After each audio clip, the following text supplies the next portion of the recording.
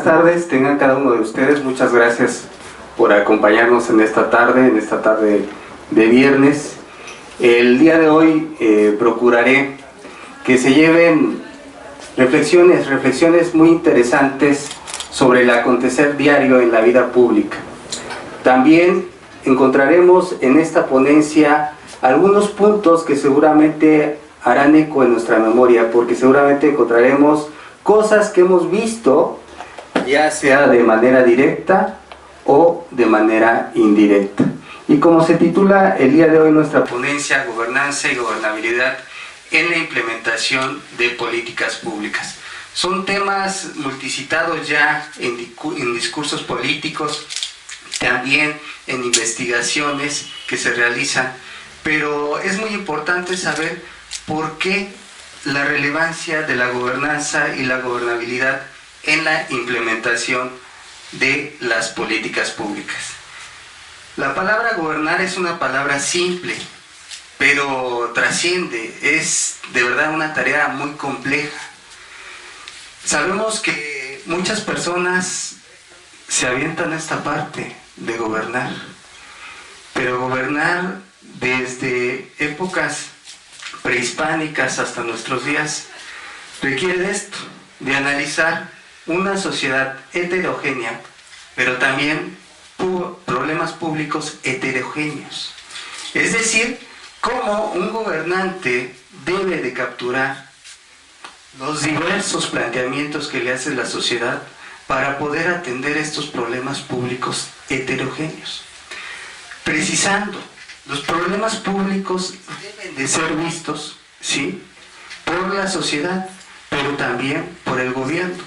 Una política pública es una facultad del ejercicio de gobierno, de la autoridad pública. Pero ya hemos visto que no necesariamente esto funciona atrás de un escritorio. Las políticas públicas ya no responden a la necesidad y a las demandas actuales. Bien, aquí es donde veremos algunos de los planteamientos que estoy seguro los hemos encontrado ya sea en análisis que vemos en la televisión, en la radio, en las redes sociales, pero también, ¿por qué no pensar lo que hemos vivido de manera directa? Encontramos relaciones políticas deficientes, encontramos también cálculos inmediatistas.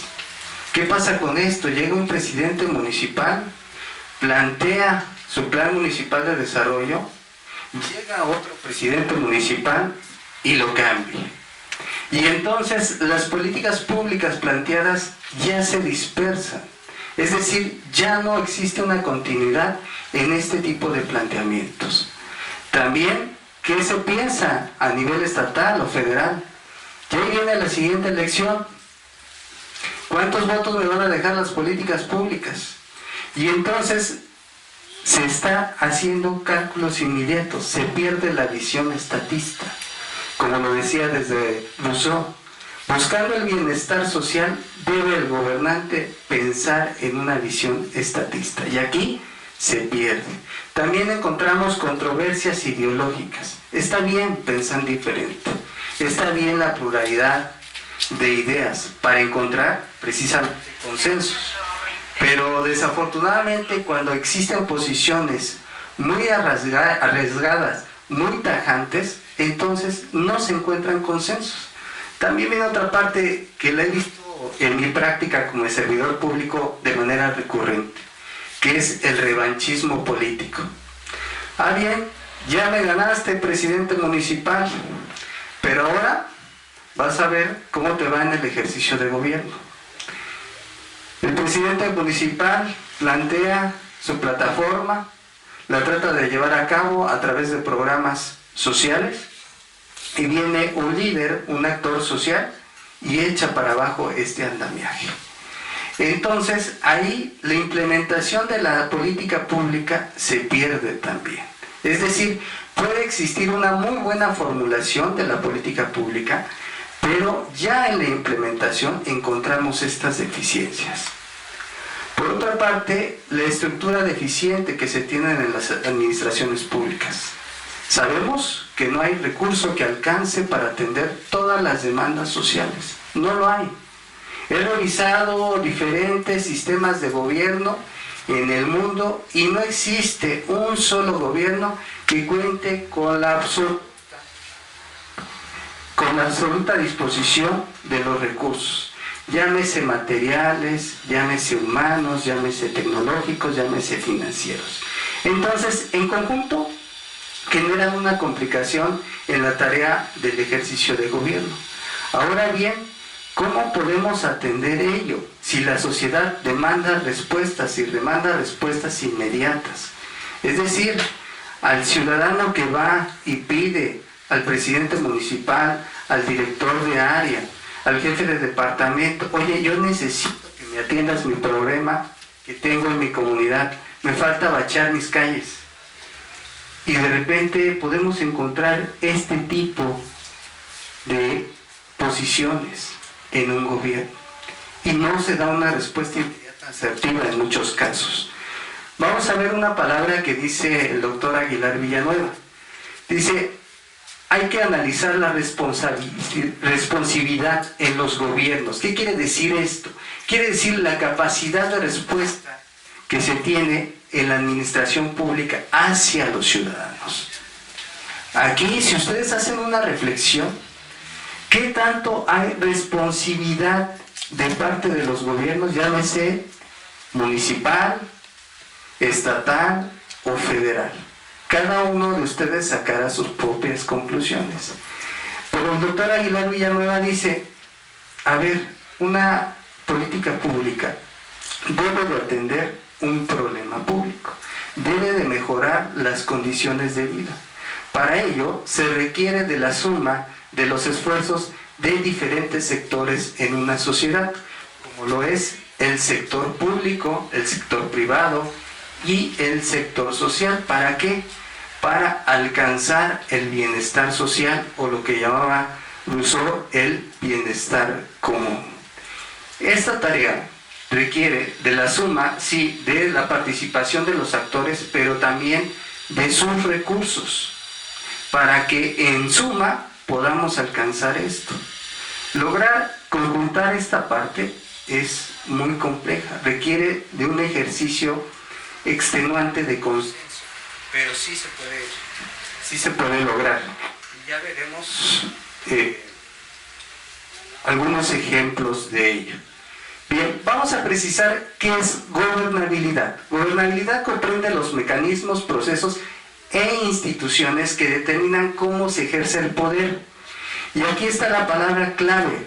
Cuando les hablen de gobernabilidad, es el cómo se ejerce el poder, cómo se toman las decisiones para atender precisamente lo que trasciende en el espacio público.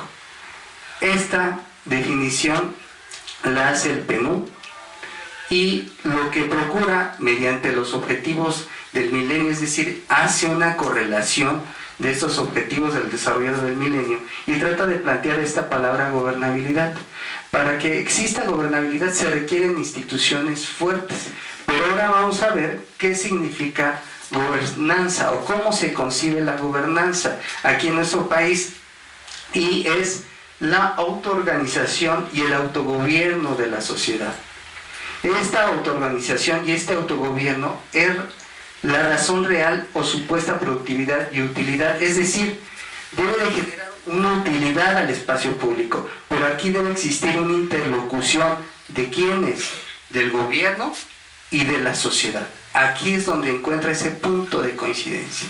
Entonces, cuando me preguntan cuál es la diferencia entre gobernabilidad y gobernanza, la clara idea es, esta parte de gobernabilidad es cómo se gobierna.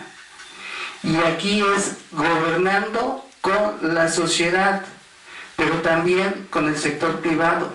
Actualmente se habla de un modelo llamado la tetrahélice, que dice que el sector público, el sector privado, el sector social, pero ya articula también a instituciones académicas.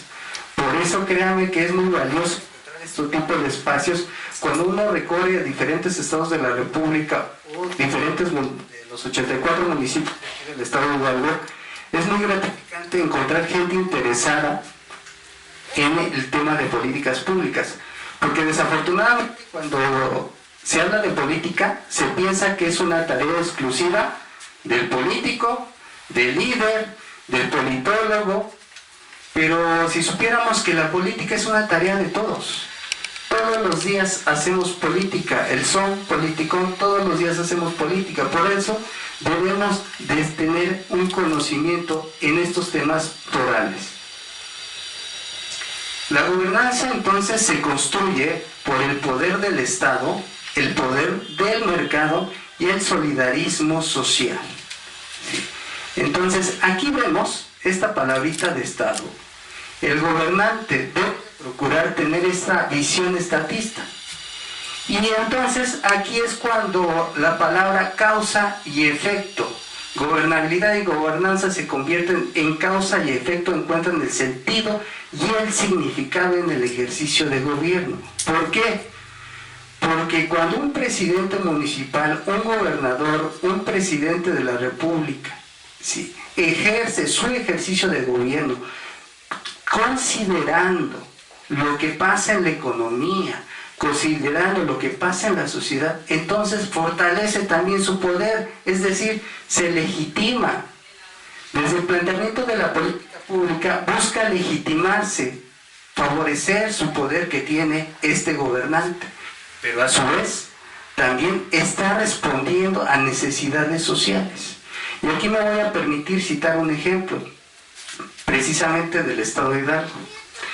En la parte de la Huasteca del estado de Hidalgo me tocó conocer a un alumno que estaba haciendo su tesis. Él estaba estudiando en el Instituto Politécnico Nacional y observaba y platicaba que encontraba muchos problemas de salud en su comunidad porque la gente no recolectaba la basura de manera eficiente y vivían en una manera insalubre, y él estaba preocupado y ocupado en ello.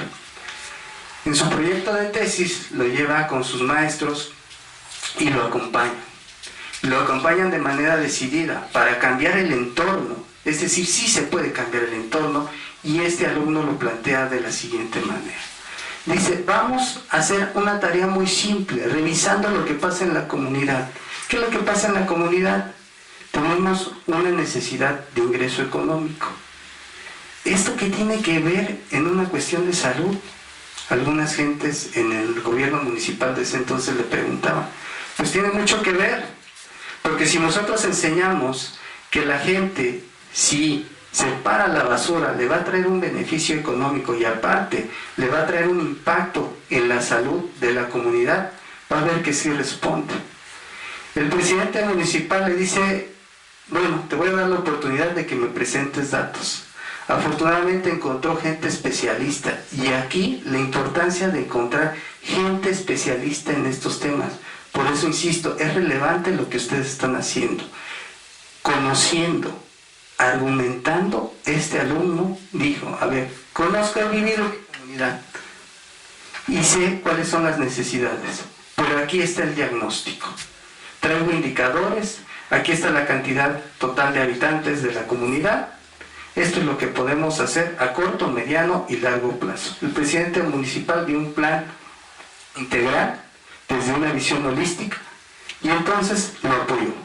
Lo apoyó con temas tan simples como generando el hospedaje para la gente especialista que iba a venir a capacitar a la comunidad.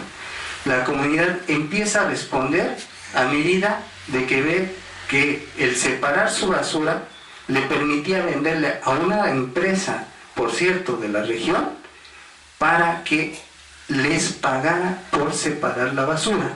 Y de esta manera tenían un ingreso y cuidaban su entorno. Posteriormente viene un cambio de gobierno. ¿Y qué creen? El presidente dice, me estás alborotando mucho a la gente, muchacho. Quita ese planteamiento. Pero la propia gente fue quien dio sostenibilidad en el tiempo a dicho proyecto y se convierte en una política pública que hoy por hoy sigue vigente. Y ahí se articularon dos elementos fundamentales, lo que son las instituciones, es decir, ahí la administración pública municipal apoyó, pero también el conocimiento que se debe de tener para construir gobernanza. ¿Qué mejor que un ciudadano ejerza su ciudadanía no nada más pidiendo sus derechos, sino nada más conociendo lo que pasa en su comunidad y cómo pueden plantear posibles soluciones? Para ello se debe de preparar, para ello debe de investigar, para ello debe de solventar. Entonces, si encontramos este punto de instituciones y conocimiento, entonces favorecemos la gobernanza, como en algún momento lo planteaba Karl Popper. Y estos son los pasos que encontramos en las etapas de las políticas públicas según Aguilar Villanueva. Encontramos desde el primero, definir el problema.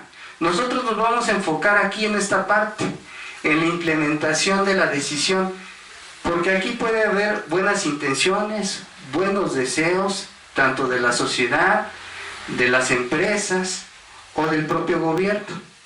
Pero llegar a esto es pasar a los hechos, es de verdad ahí poner en práctica qué tanta voluntad política existe. Y sin duda esto se encuentra, algunos politólogos y sociólogos lo clasifican como la etapa más difícil en una política pública, la implementación, porque ahí se ve de a de veras en el terreno de los hechos si procede o no procede esta formulación de la política pública. ¿Cuáles son los componentes de una política pública exitosa? Debe contar con integralidad, debe de contar con articulación, multidisciplinariedad y sostenibilidad en el tiempo. Vamos a desarrollar cada uno de estos. La integralidad debe encontrar primero el problema central. Para ello se requiere del consenso, y aquí es donde entra la parte de la gobernanza, en ese diálogo del que hablamos, sociedad y gobierno, para encontrar este problema central. Porque tal vez en mi municipio yo puedo ver una problemática y compañeros de otra comunidad o de otra colonia o de otro fraccionamiento pueden encontrar otros problemas. Pero lo que se requiere es el consenso para encontrar este problema central. Posteriormente, analizar la población objetivo y los elementos del plan, que son programas sociales. Y vamos a pasar esto al terreno de los hechos. Yo puedo encontrar en mi comunidad que mi problema central es la educación, y específicamente la deserción escolar en educación media y superior. ¿Cuál sería mi población objetivo? A lo mejor, según datos de la Secretaría de Educación Pública, es jóvenes entre 15 y 30 años de edad. Y entonces ahí estoy encontrando mi población objetivo. Es bien importante encontrar esta población objetivo, porque desafortunadamente cuando se elaboran políticas públicas se pierde de vista y se dice la sociedad en su conjunto. No es la sociedad en su conjunto. Voy a atender a esta población objetivo. Que los impactos van a trascender a la población en su conjunto es otro tema, muy importante. Pero la población objetivo la debe de tener perfectamente identificada. ¿Y cuáles serían los elementos del plan? Los elementos del plan son los programas que atienden el problema de la deserción escolar en educación media superior. Allí es donde encuentra su sustento. Y viene la parte de la articulación. Ya planteé el problema común, ahora debo de encontrar objetivos comunes. Porque el tema de la educación, si lo vemos simplemente como el generar infraestructura en la comunidad, queda muy acotado. Igual, y la gente deserta de la educación media y superior por violencia intrafamiliar, por violencia en su espacio público, donde rodea, porque no se tienen los recursos necesarios, es decir, una falta de ingreso. Entonces, ahí es donde cobra vida, significado, el que participen las empresas en esta cogestión, que participe el gobierno en esta cogestión y que participe también la sociedad en esta cogestión de la administración de los recursos. ¿Cómo voy a administrar? Si de por sí ya comentamos que no van a ser suficientes los recursos que se plantean para poder atender problemáticas públicas, se requiere de la suma de los esfuerzos y de los roles que cada uno de ellos juega. Pero aquí un aspecto muy importante, el respeto a cada ente. El respeto al gobierno, el respeto al sector empresarial y el respeto a la sociedad, para que de esta manera sí se pueda dar un diálogo. Ahora viene esta parte de la multidisciplinariedad. Se requiere de especialistas y científicos sociales. Por especialistas a veces nos podemos llevar la idea que solamente es gente con una formación académica, pero no necesariamente así pasa. Muchas veces pasa que los primeros especialistas son quienes, la propia gente, porque es quien vive la problemática de manera continua, ¿sí? Y a su vez también se convierten en especialistas para plantear posibles soluciones, porque a veces desde detrás de un escritorio, ejemplos notables y en el contexto histórico de nuestro país, hay la población rarámuri que decían, bueno, es que están presentando desnutrición, ¿sí? Y van y les llevan despensas y despensas y despensas y llegaron rápido a la atención de parte del gobierno para atender un problema público que se estaba viviendo en dicha comunidad. Y resulta que las latas las tiraban a los animalitos. ¿Por qué? Porque no forma parte de su cultura, ¿sí? Casos notables también lo vemos en la Huasteca, y aquí veo caras que compañeros tuve en la Secretaría de Desarrollo Social, sí, y que va uno a la Huasteca, igual pasa con las despensas y los enlatados a los animalitos, ahí se las deja. Entonces no se está atendiendo de manera asertiva dicho planteamiento, ¿sí? Por ello se debe cuidar muy bien la cotidianidad, que ahorita la vamos a ver. Y aquí viene el espacio de la sostenibilidad. ¿Cómo se va a generar la sostenibilidad de una política pública y de su implementación? Revisando el aspecto sociocultural, o lo que Bourdieu llamaba el hábitos, es decir, dónde se desenvuelve el problema público. Debo de entender lo que estábamos mencionando, cuál es su cultura, que ellos ven como problema, porque desde atrás de un escritorio podemos ver un problema.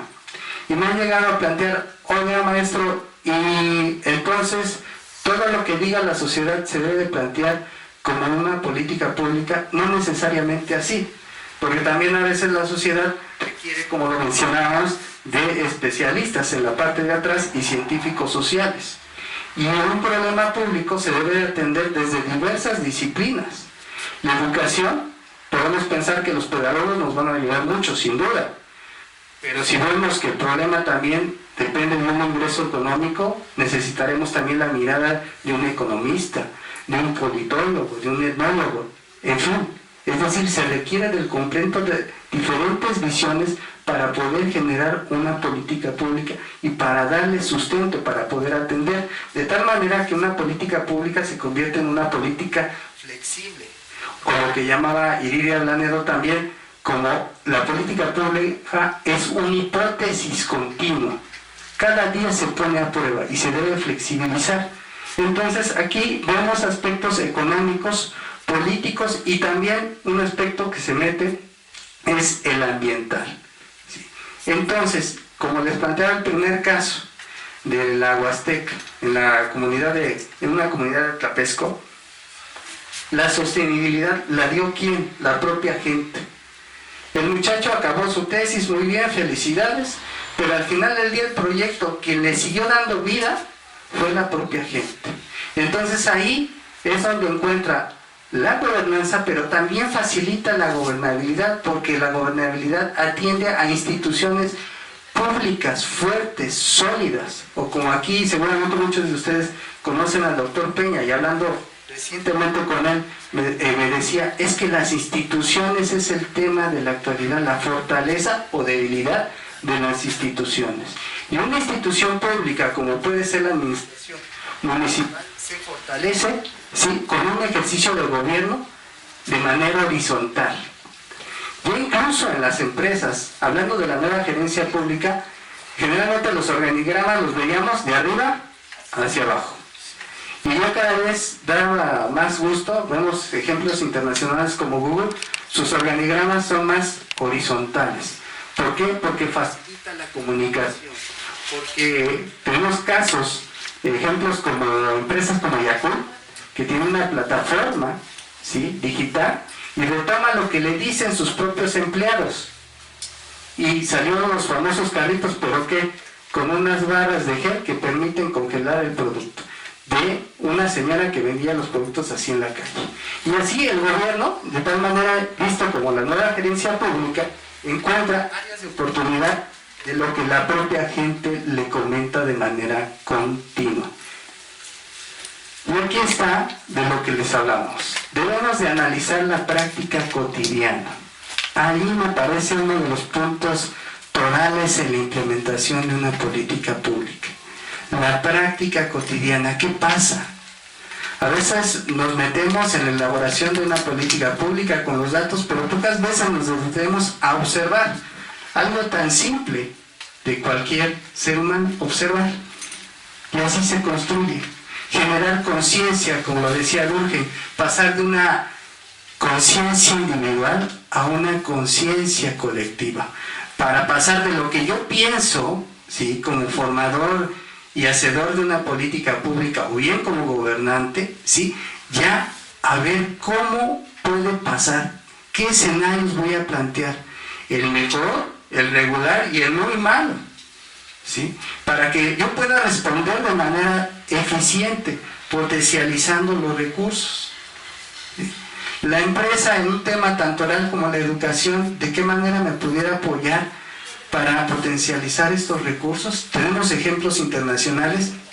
En Argentina se generó un proyecto donde no existía más que pura planicie y pocos recursos naturales, pero de repente a alguien se le ocurrió que se podía generar un planetario allí en la comunidad y que podía atraer turísticamente, porque en la noche se veía muy bien las estrellas, muy bien allí el universo. Y entonces generaron una política pública para favorecer el turismo de esa comunidad y potencializar sus recursos, lo que tienen. No debemos de perder de vista, debemos de potencializar los recursos, lo que tenemos, para que se favorezca la implementación de una política pública. Y otro aspecto muy importante es el evaluar, para ver qué tan bien o qué tan mal vamos, qué ajustes debemos de hacer en una política pública. Les comentaba, es una hipótesis continua, entonces continuamente debo de hacer ajustes, aquí está esta palabra, y sobre todo actuar con mucha responsabilidad en el ejercicio de gobierno. Actuar con mucha responsabilidad también implica actuar con conocimiento de causa. Saber qué causas y efectos pueden plantearse a través de delimitar una política pública. Esto lo debemos tener muy claro. Porque decían, oiga, el tema de la corrupción es un tema muy severo, muy fuerte, cierto. Pero también la ignorancia de nuestros gobernantes es un tema muy delicado. ¿Por qué? Porque una decisión del gobierno puede atentar contra miles de vidas de muchas personas. Por ello, la responsabilidad en la toma de decisiones es relevante en el ejercicio del gobierno. Y aquí viene una parte interesante: coautoría de políticas públicas en la gobernabilidad y la gobernanza. Es decir, las políticas públicas no solamente se fabrican, ¿sí?, por el gobierno. Las políticas públicas, como lo hemos mencionado, se trabajan de manera conjunta. Laswell, Wildavsky, Bardas plantean diferentes escenarios de políticas públicas.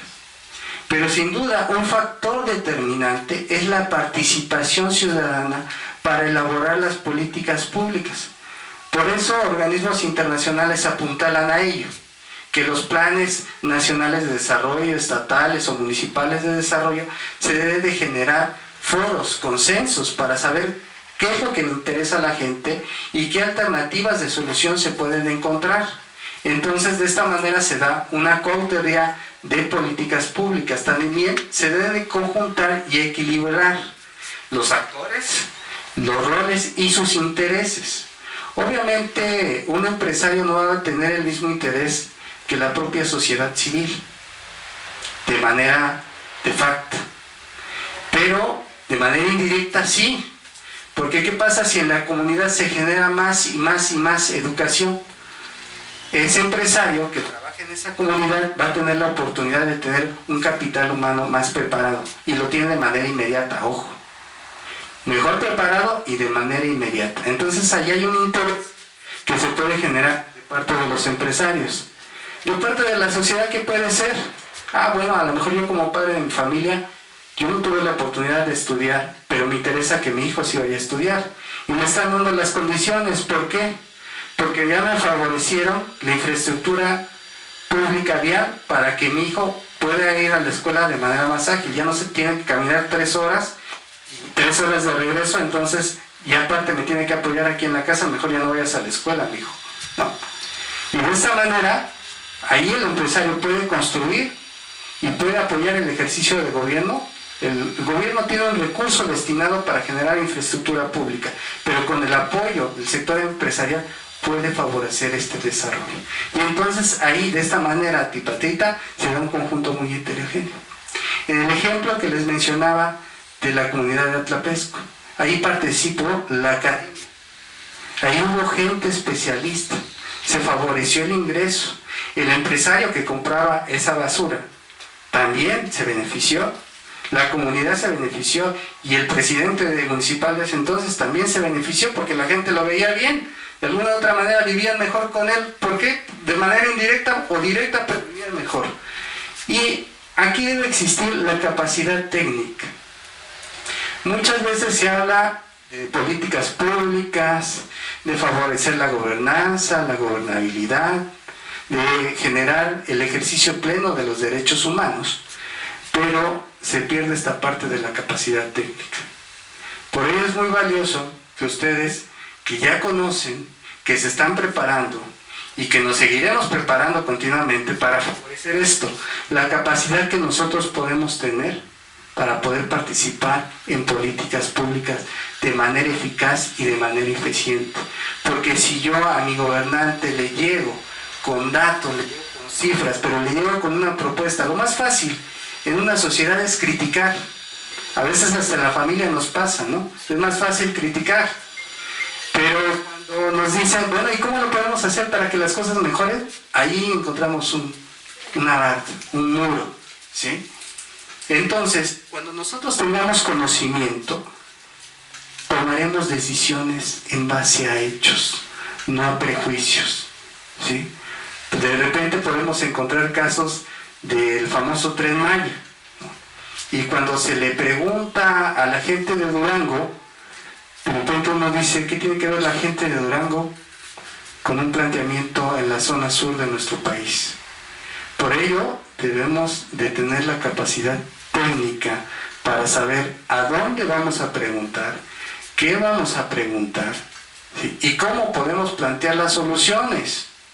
Porque está bien en un efecto democrático que la gente del norte participe, pero seguramente, como lo hemos mencionado en la conferencia, la gente que vive diario el problema me puede dar posibles soluciones, porque ellos mismos se van sumando. Eso es lo interesante de una política pública, que la gente lo acepte. Viene la parte de la aceptación social. Cuando la retoma, cuando se siente parte de ella, le da sentido y significado al ejercicio del poder público. Y ahí también toma el efecto de la democracia, ser protagonistas de su propio desarrollo. Ahí sí la gente se está favoreciendo, ¿sí? Pero requiere, insisto, también del acompañamiento del gobierno y del sector empresarial. De tal manera podemos generar estas reflexiones finales. La gobernanza y la gobernabilidad son causa y efecto en el ejercicio de gobierno. ¿Por qué? Porque yo como candidato, como presidente, como gobernador o como presidente de la República, me interesa legitimarlo. Eso todo gobernante lo va a buscar, legitimarse, fortalecer su poder en un municipio, en un estado o en la federación, totalmente válido. Pero también se convierten en un efecto. ¿Por qué? Porque la propia gente es quien me legitima. No me van a legitimar solamente mis amigos que tengo trabajando en la administración municipal, estatal o federal. Quien me legitima al final del día es la propia sociedad en su conjunto. Y ahí es, insisto, una tarea muy notable, muy sobresaliente, para buscar que generar valor público.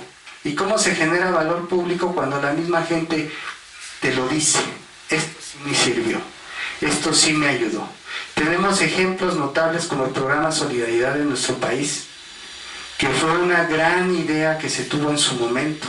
Desafortunadamente, al paso del tiempo se fue desgastando el propio modelo y algunos dicen se acabó. No, lo cierto es que se sigue replicando el mismo modelo a través de los años. Tienen otros nombres: Prospera, Progresa y demás. Pero al final del día es un planteamiento de sacar a la gente de un ingreso menor a un ingreso mayor. Sí. Entonces, este tipo de características también me llevan a hacer reflexionar el programa de la Cruzada contra el Hambre, seguramente lo recordarán, donde se trató de articular diferentes programas sociales de la Federación y de los estados de la República. Sí. Y el efecto que generó ya no era el esperado, se perdió en el tiempo. ¿Por qué? Porque faltó tomar en cuenta la idiosincrasia de todas las comunidades. Se vio una política universal. Y me tocó ir a formar comités de ese programa. Y ahí pude reconocer que mucha gente decía: oiga, ya me han venido a plantear cosas y cosas y cosas y diferentes gobiernos. Ya no les creo nada. ¿Por qué me piden que me sume a legitimar su programa o apoyar su programa social si realmente no me va a ayudar? Y entonces ahí es donde, como funcionario público, debemos actuar con mucha responsabilidad y decir: esta es la idea, no necesariamente le garantizo, para ello se requiere de la suma de sus esfuerzos. Pero cuando alguien falla, ya sea del gobierno, de la sociedad o del sector empresarial, se distorsiona todo. Entonces, si tomamos en cuenta lo que acabamos de plantear, la gobernanza y la gobernabilidad es una tarea continua que debe de plantearse desde una visión sistémica, revisar la cotidianidad, de atraer diversas disciplinas para formular e implementar también, porque a veces tenemos muy buenos estadísticos, atrás de un escritorio, y eso me sirve muy bien, o aquí en la computadora, me sirve muy bien, ahí para diseñar la política. Pero cuando los pones ya en el campo, que a veces también, como lo mencionamos, no se tiene la estructura y el capital humano suficiente en las administraciones públicas estatales o federales, entonces no responden asertivamente. Entonces se genera un efecto totalmente contrario a lo que se esperaba en una política pública.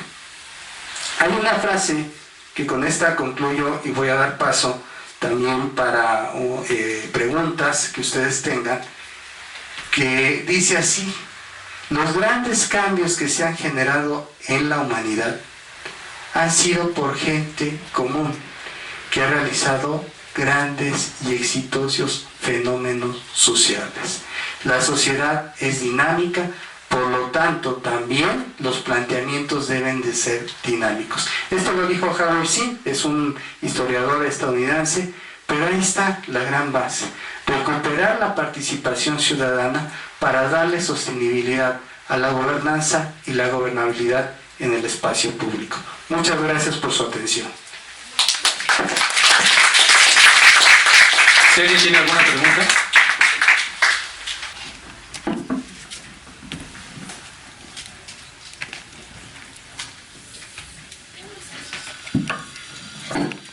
Hola, ¿qué tal? Buenas tardes. A mí me gustaría preguntar con respecto a la construcción de la agenda pública. Hablaba Amparo Casar y Claudia Maldonado, retomando a Leotard, de que decía que, y precisando, pues, como preámbulo, precisando que la participación ciudadana, abordándolo como tema importante, no surgía precisamente del interés de la gente por inmiscuirse en temas de la agenda. Sin embargo, se construía desde las esferas públicas altas para incentivar la propia participación. En este sentido, me gustaría entender cómo la política pública, hablando de todo el diseño metodológico de la construcción de la MIR y las evaluaciones que se hacen, podían como darle un proceso más tecnócrata, por decirlo así, al sentido de la legitimación en cuanto se hace en el quehacer y en la palestra pública. Gracias, sin duda importante lo que usted comenta, muy acertado para la ponencia. Recordemos que las políticas públicas se pueden generar de arriba hacia abajo o de abajo hacia arriba, ¿sí? El efecto top-down y estos elementos metodológicos que seguramente muchos de ustedes los han visto. Y la MIR precisamente retoma causas y retoma efectos, ¿no? Ver cómo un problema se traduce también en áreas de oportunidad, en objetivos de desarrollo.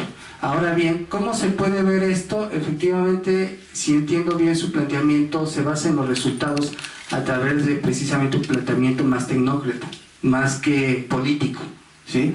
Entonces, los resultados definitivamente nos van a hacer que favorezca la implementación de una política pública. Pero insisto, no perdamos de vista que el gobernante es quien favorece, sí, la participación pública de la sociedad, pero la sociedad también no se espera a que vengan y le resuelvan sus problemas. Por eso vemos manifestaciones. Entonces, esta es una participación ciudadana que se puede generar no directamente por un efecto del gobernante, sino por el propio dinamismo de la sociedad civil.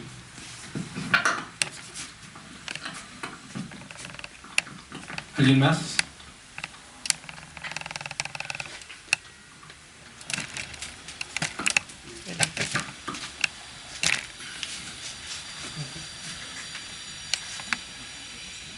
Gracias, maestro. Buenas tardes. Muy buenas tardes. Oiga, ¿qué comentario nos puede dar referente al tema de gobernanza y gobernabilidad en esta problemática tan grande que hay de seguridad pública a nivel nacional?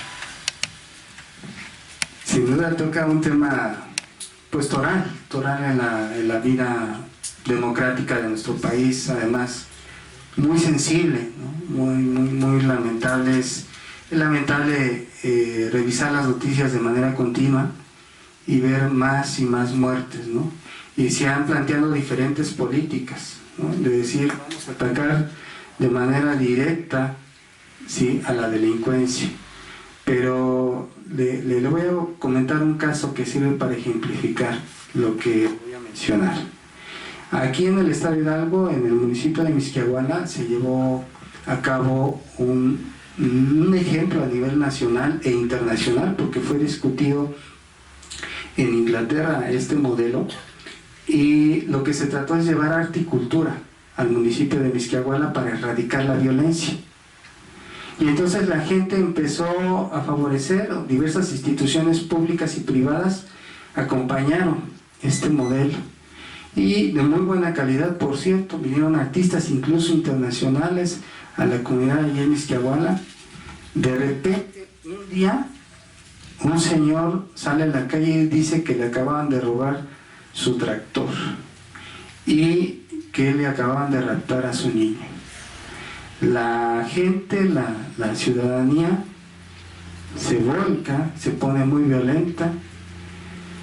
Va el presidente municipal a tratar de aplacar esto y no responde, ¿no? También ya lo querían linchar.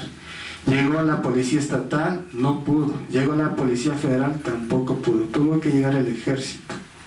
Es decir, yo creo que la problemática de la delincuencia en nuestro país es un problema sistémico que se debe de analizar por falta de ingreso, por falta de educación, por falta de oportunidades.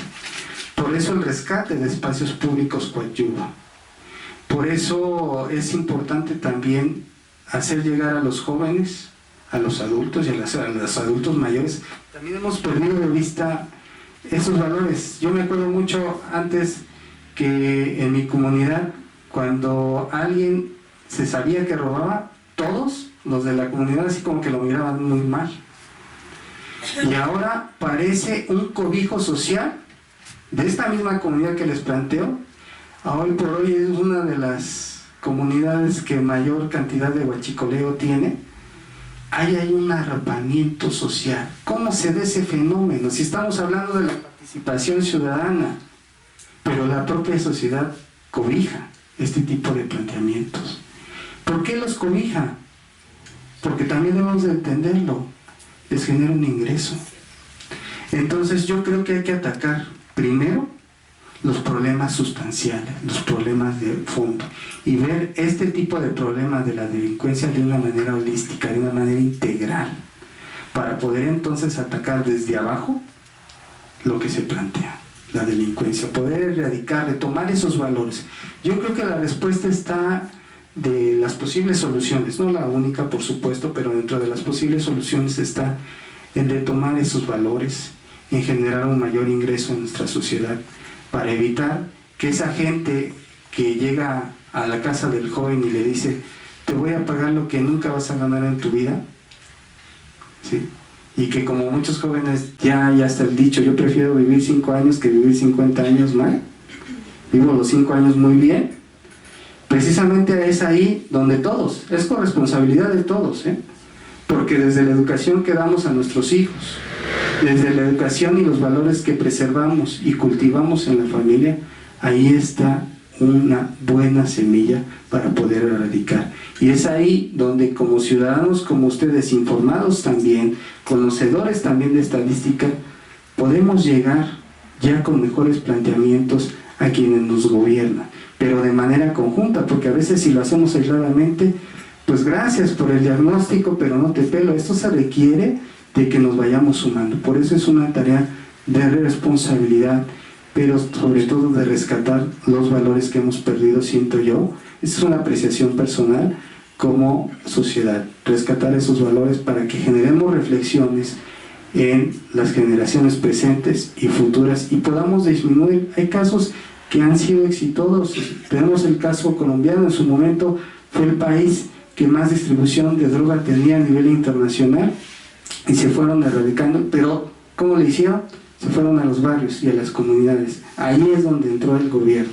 Y bueno, ahorita desafortunadamente volvió a caer en algunas deficiencias, por eso es muy importante lo que les mencionaba de la parte de la sostenibilidad en el tiempo, que la propia gente se vaya apropiando de esa política pública para que no la suelte, pero la gente al ver resultados es cuando le da sostenibilidad, cuando de verdad ve un beneficio personal y colectivo en su familia. Yo creo que por ahí sería.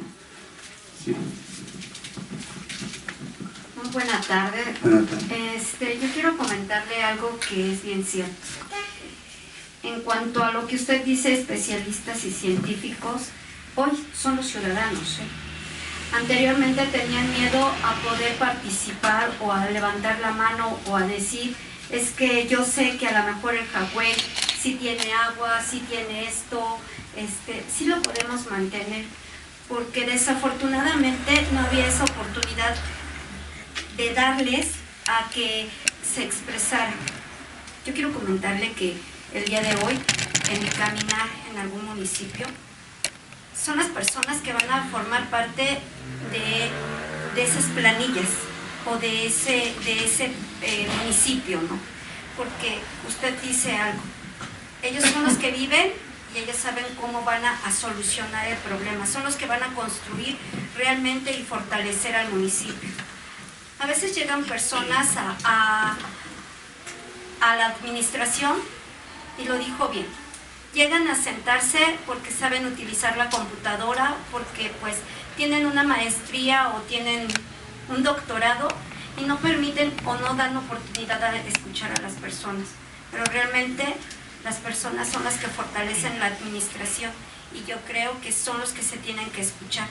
Hoy ha cambiado esa sociedad y realmente eso es lo que quieren y son las oportunidades que se les deben de dar. Exactamente, muchas gracias. Coincido plenamente en ese planteamiento. Yo creo que es así, y es ahí donde se refuerza. Con gente, sí, de la sociedad, pero también, insisto, con gente especialista para temas torales como la delincuencia en nuestro país. También se requieren diagnósticos, saber cómo atacar el problema, no llegar directamente y querer solucionar todo de la noche a la mañana. No, se requiere de gente especialista y del acompañamiento social también. Sí. Buenas tardes. Respecto a las soluciones que usted daba de alguna situación, mi pregunta o mi participación es en cuanto a la educación.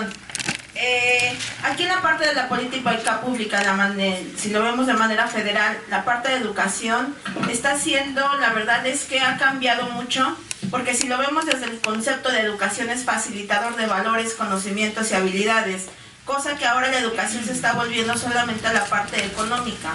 Entonces, ¿qué pasa cuando ahora no empata entre la parte educativa, que es darles formación a los niños, a los adolescentes, a los jóvenes, y solamente se va facilitador en la parte de economía? ¿Por qué lo digo así? Porque ahora es más fácil, por ejemplo, es casi te están pagando porque estudies, pero ¿qué pasa cuando tú no llevas un aprovechamiento bueno?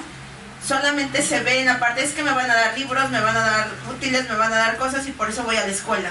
O sea, eso es lo que se está perdiendo en la parte de política pública de educación. Realmente la parte de el conocimiento que tienen que adquirir los jóvenes para que México crezca, porque la verdad es que dicen la educación o los jóvenes es el futuro de México. No es el futuro, es el presente en el cual se tiene que estar trabajando. Ciertamente, sí, ha sido una mirada y también venida directamente de organismos internacionales. Grandes políticas públicas se construyen en nuestro país por directrices de organismos internacionales como la ONU, ¿no?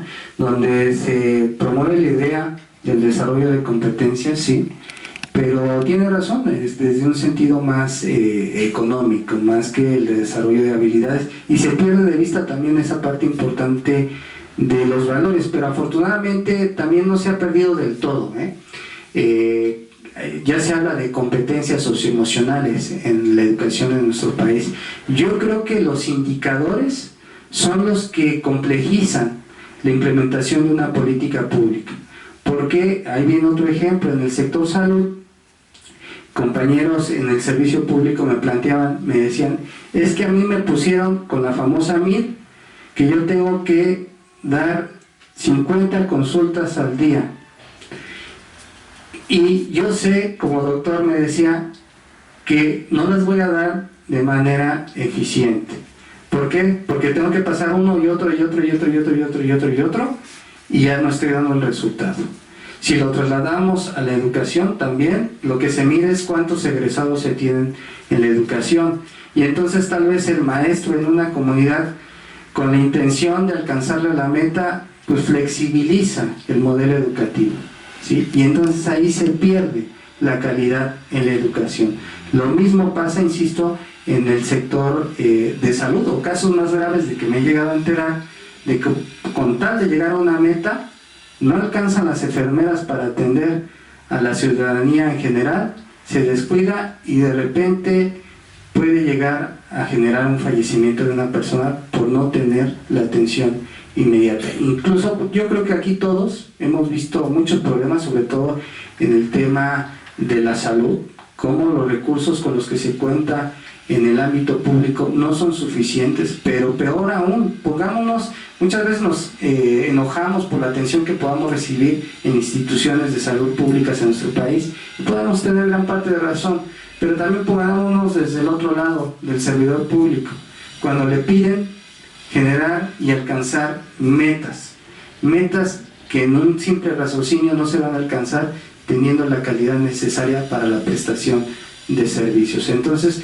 yo creo que aquí debe de haber un equilibrio, sí, de plantear las metas para que el mismo servidor público se forme la idea de que tiene que cumplir con un compromiso, pero también metas considerando el aspecto cualitativo, no nada más cuantitativo, sino el aspecto cualitativo de decir, esta persona requiere más tiempo que el paciente que acaba de pasar, porque es una mujer violentada, que acaba de llegar aquí, que requiere atención psicológica, que requiere atención clínica, y por eso me va a llevar más tiempo. Entonces, dejemos de ver a las personas, cuando a las personas las dejemos de ver como números y las veamos más como personas, entonces podemos generar cambios verdaderamente relevantes en nuestra sociedad.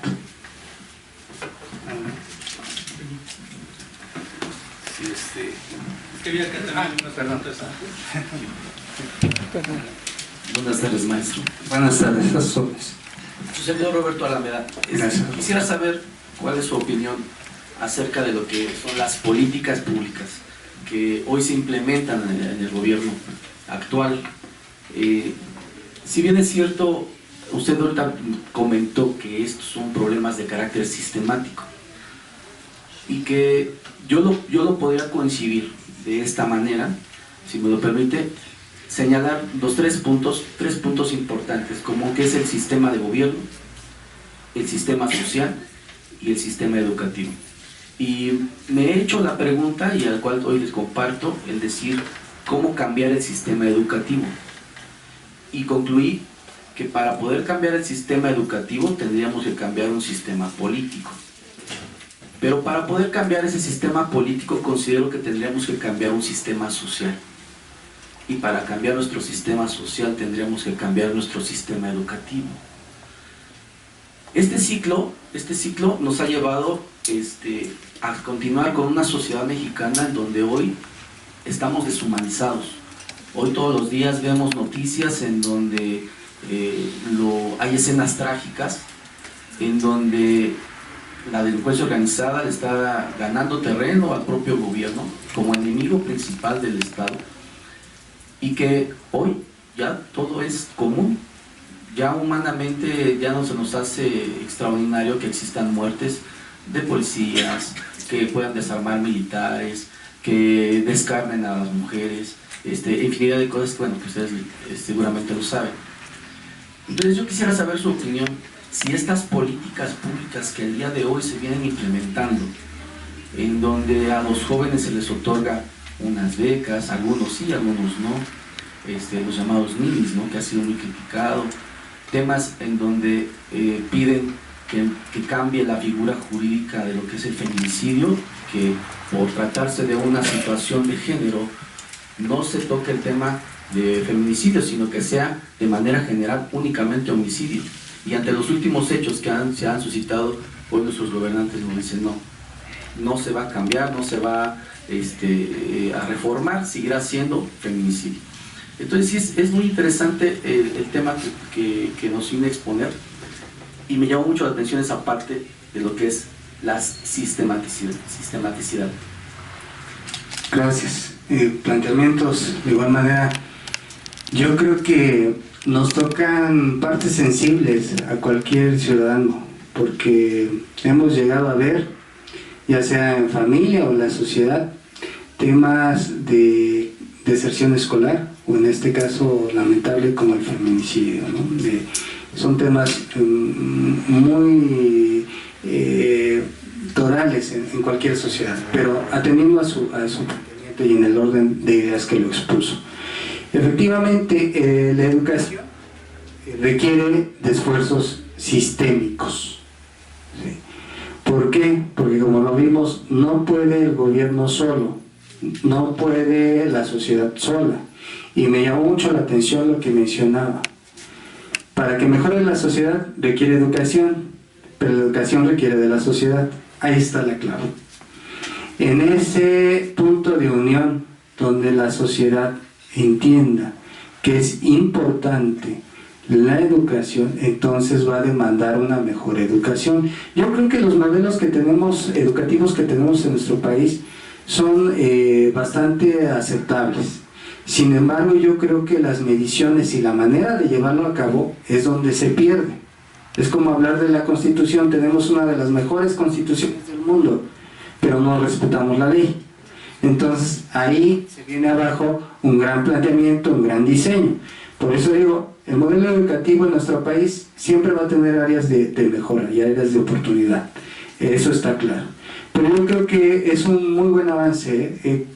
Tengo ya como docente una experiencia y les puedo platicar que he visto un desarrollo bastante interesante. Ha habido planteamientos de gente muy preparada a nivel internacional y nacional en nuestro país por tratar de generar cambios, ocupados en el tema que usted menciona.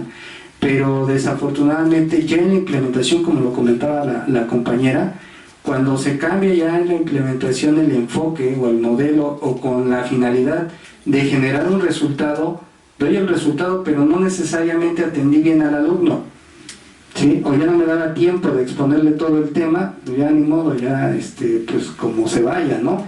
Y desafortunadamente ese como se vaya, lo he visto, va desde el kinder, de primaria, secundaria, y así se va generando esa cadenita.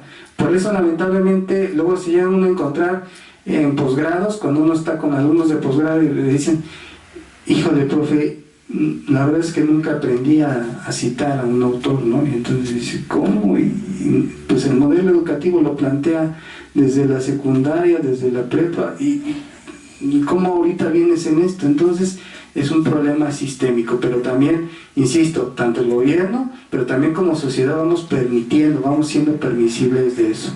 Y en el otro tema que usted comenta de los famosos ninis, yo creo que es un planteamiento que también tiene una gran área de oportunidad, porque si imaginamos a ese joven que le va a llegar mes con mes una cierta cantidad de dinero por no estudiar y no trabajar, sino ir a prepararse, está bien la idea de ir a prepararse, pero ¿qué tal si se lo gasta, como lo hemos visto en medios de comunicación, en otras cosas totalmente ajenas a la finalidad del programa?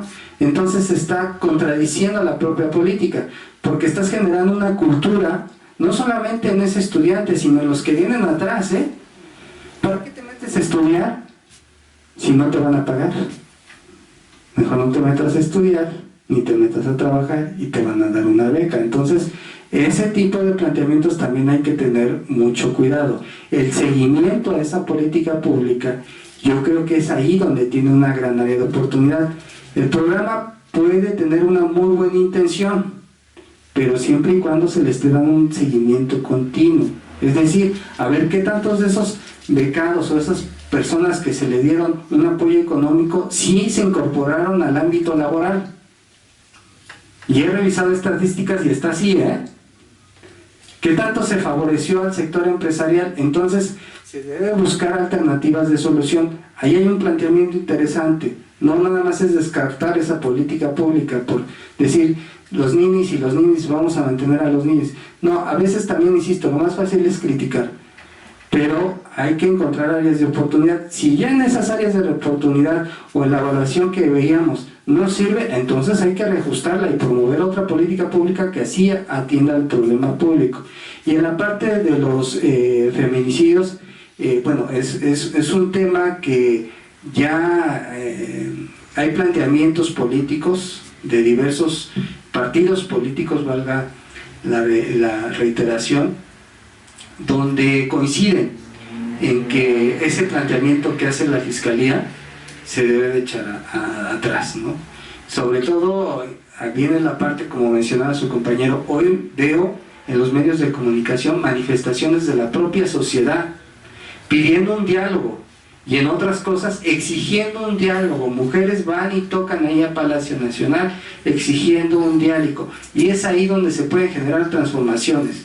Y aquí me viene a la mente el caso de los niños con cáncer, que no tenían los medicamentos. ¿Qué hicieron los padres de familia? Un tema tan sensible que yo creo que cualquier padre de familia aquí lo haríamos. Vamos, nos manifestamos y lo lograron. El presidente de la República en su conferencia mañanera se comprometió. Lo que ellos buscaban sí se logró. Es decir, sí se pueden realizar los cambios, pero ¿qué? Por propia iniciativa de la sociedad. Gracias. Maestro, ¿qué tal? Sí. La pregunta es cómo coadyuvar, para no salirnos un poquito del tema, cómo coadyuvar la participación ciudadana con la gobernanza, ya que la gobernanza, como usted nos explica, es gobernar con la sociedad. ¿Cómo incentivarla?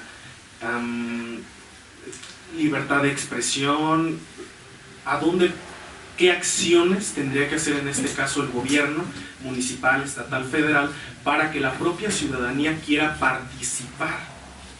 Ok, muy bien. Retomar algo muy simple, el comunicarnos.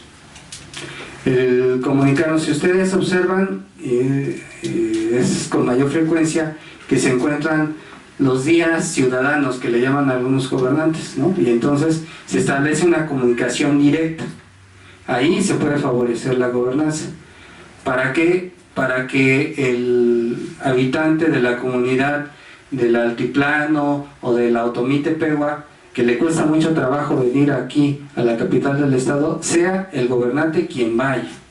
Y así en el ámbito municipal, porque a veces, aunque esté cerca, el presidente municipal es quien debe de trasladarse a las comunidades, y ahí se favorece los vínculos de interlocución, de esa comunicación que se pueda tener, pero sobre todo con resultados.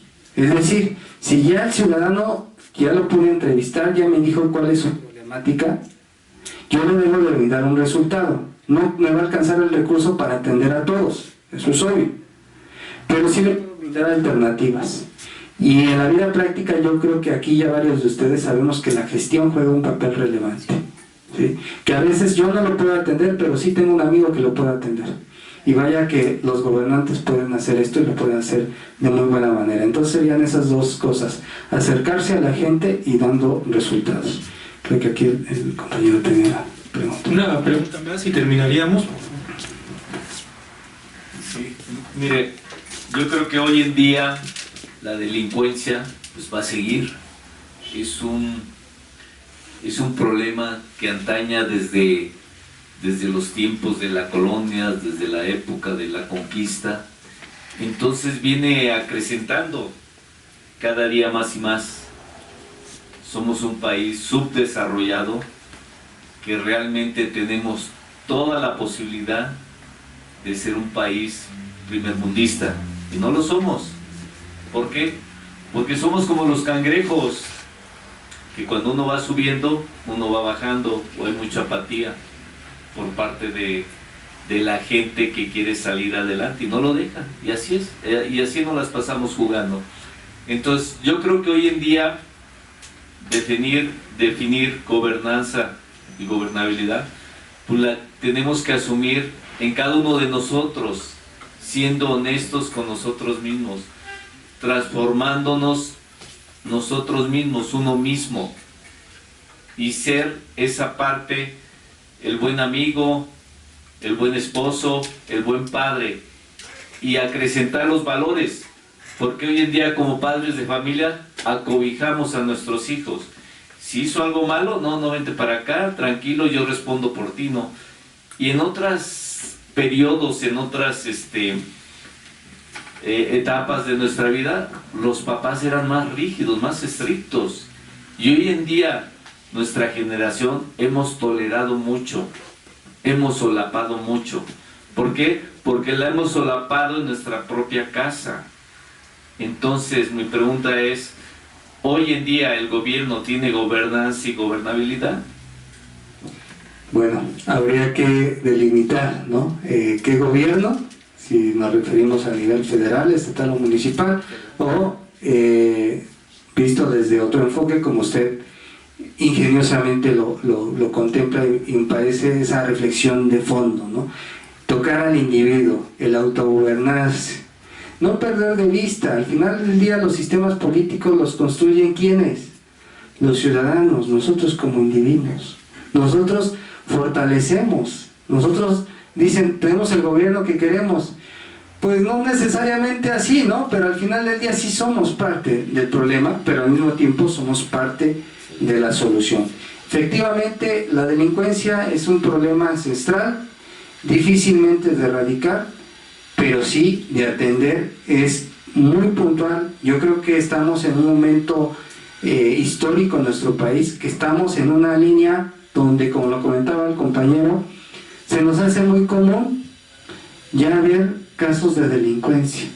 Ya con que no me toquen a mi familia, ya con eso estoy bien. Y eso lo decía precisamente uno de los operadores del máximo narcotraficante que tuvo Colombia, decía: Aguas México, que le llaman el Popeye, Aguas México, porque cuando en Colombia la gente empezó a ver esto como normal, esto les está pasando acá, y yo creo que en México tenemos la responsabilidad desde casa de cambiar estos enfoques, de, insisto, no ver la política hasta allá, exclusiva para los líderes políticos. La política está aquí, está en nosotros, está aquí también en nuestra cabecita, está desde que vamos y limpiamos nuestra calle, desde que nos ocupamos en pintar nuestras calles, desde que vemos claros ejemplos como Vecino Vigilante, donde es la propia ciudadanía que se organiza, pide apoyo del gobierno, sí, pero la ciudadanía es quien está atenta, vive ahí, no espera hasta que llegue la patrulla, ¿no? Ya está atendido el problema. Entonces, yo culmino mi participación con esta reflexión que hace el compañero. Volvamos a retomar los valores de casa. Desde ahí empiezan los cambios, desde el individuo para pasar a la conciencia colectiva, como lo decía Durkheim.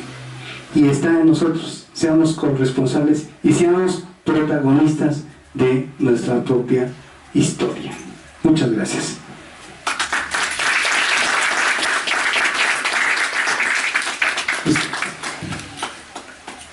Agradecemos entregarle un reconocimiento. Agradecemos la participación del maestro Alberto Giovanni Herbert Márquez por su conferencia. Le damos un reconocimiento, una constancia por parte de nuestro colegio. Este es un espacio abierto, reflexiones, y pues se queda abierta la posibilidad a una nueva participación. Muchas gracias. Le pido por uno de nuestros alumnos que nos vamos aquí a la entrada ahorita. Bueno, nada más, finalmente. Muchísimas gracias, maestro, te agradecemos que estés aquí con nosotros. Gran experiencia, gran profesionalismo marcas tú en este tema de las políticas públicas, y como colegio político que se dedica a la excelencia política, vamos a tomar muy en cuenta estos aspectos. Muchísimas gracias por estar aquí. Gracias. De verdad, un aplauso, porque solamente la visión del licenciado Sarkis, quien es una persona que promueve la educación política, promueve la educación ciudadana a través de la política, de verdad hay que agradecerle. Muchísimas gracias, licenciado. Le voy a dejar el micrófono. Gracias por estar aquí. Muchas gracias, bienvenidos a su casa. El Colegio Libre de Hidalgo siempre la puerta abierta para todos que desean conocer, comunicar, informar en lo que es las ciencias políticas. Aquí le esperamos siempre, no solamente como oyentes, también quiero que participen en varios foros políticos que vamos a hacer pronto, que encabeza la maestra María de la Luz. Y además, ahorita estoy muy contento porque le voy a dar la bienvenida a mis alumnos nuevos, que son integrantes nuevos para el Colegio Libre Hidalgo. Bienvenidos, es su casa.